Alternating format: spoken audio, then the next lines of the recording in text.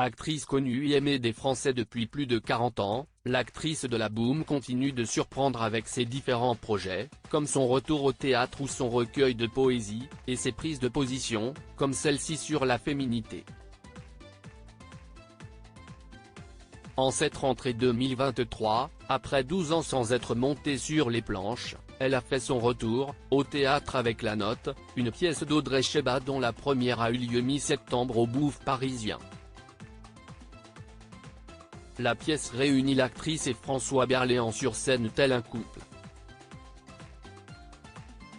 Lui est psychanalyste et veut mourir, elle est une pianiste soliste qui va rentrer avant que son mari, qui essayait de lui écrire une lettre de suicide, ne commette l'irréparable. Si les premières critiques décrivent l'actrice comme très convaincante dans cette pièce, l'actrice de la Boom ne s'arrête pas là. Dans son actualité, on trouve aussi, en mai dernier, la publication d'un livre de nouvelles et de poèmes.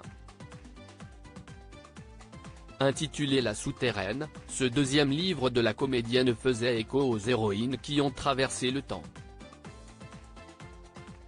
Comment Sophie Marceau, gamine, considérait les femmes et la vision de la féminité était donc notamment le thème de l'interview dont Sophie Marceau faisait l'objet dans le magazine belge L'Écho ce 8 octobre.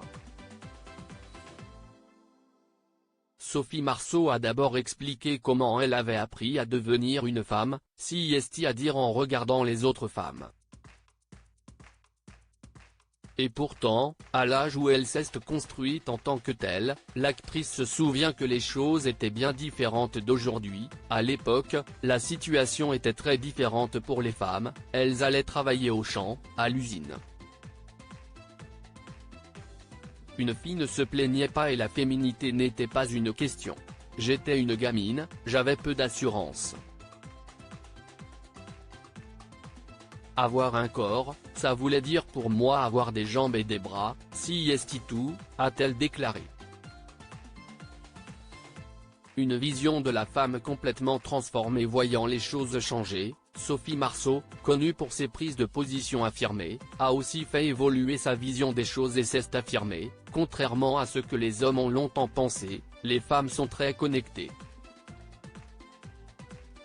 La femme n'est plus soumise et enfermée à la maison, déclare-t-elle, finissant même par ouvrir des portes féministes. À un moment donné, l'homme devra empiéter sur ses privilèges. Cependant, il ne faut pas que ça se passe dans l'antagonisme, mais dans la discussion. Le problème, si est que les hommes n'ont pas les armes non plus. Que veut dire être homme? On a mis les hommes dans des carcans stupides également.